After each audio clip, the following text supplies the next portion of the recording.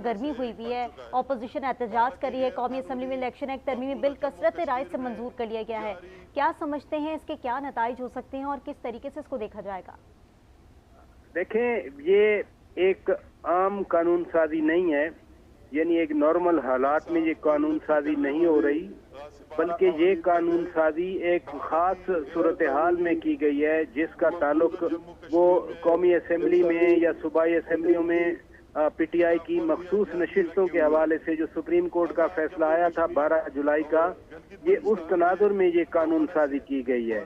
तो इसलिए इसके जो फॉर रीचिंग इम्पैक्ट होंगे, साथ साथ हुकूमत ने सेनेट का इजलास भी तलब किया हुआ है और वो भी जारी है।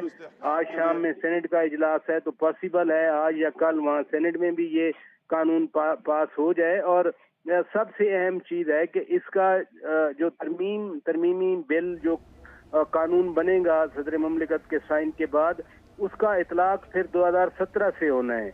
और उसमें बिल्कुल वाज़ेह है इस कानून के तहत कि जो पार्टी अपनी लिस्ट जमा नहीं कराएगी इलेक्शन से पहले, उसको मखसूस नशिस्तें इलेक्शन के बाद नहीं मिलेंगी।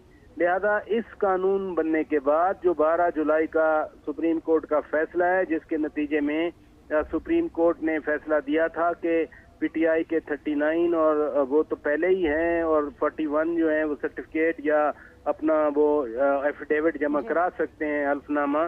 तो ये जाहिर है ये कानून साजी, मैंने जैसे कहा, ये नॉर्मल नहीं है, ना नॉर्मल हालात के लिए है। ये कानून साजी एक खास मकसद के लिए, और आज हुकूमत अपना ये मकसद पूरा करने में कामयाब नजर आती है। ठीक है शौकत, आपने जैसे कि कहा कि आज हुकूमत अपना मकसद पूरा करने में कामयाब नजर आई, लेकिन ओवरऑल जो सिचुएशन हम देख रहे हैं इस वक्त, आप कह रहे हैं कि कानून साजी नॉर्मल हालात में नहीं है और नॉर्मल है भी नहीं।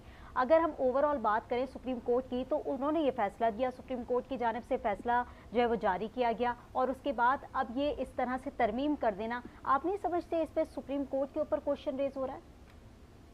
बात यह है कि अपोजिशन तो इसको चैलेंज करेगी। यानी बैरिस्टर गौहर खान पिछले हफ्ते में चेयरमैन पीटीआई मेरे शो में थे, तो मैंने उनसे यही सवाल किया था कि हुकूमत ने स्टैंडिंग कमेटी से ये बिल पास करवा लिया है, अब पार्लियामान से पास होगा तो आप क्या करेंगे? तो उन्होंने कहा था कि हम यकीनन इसको सुप्रीम कोर्ट में जाकर चैलेंज करेंगे।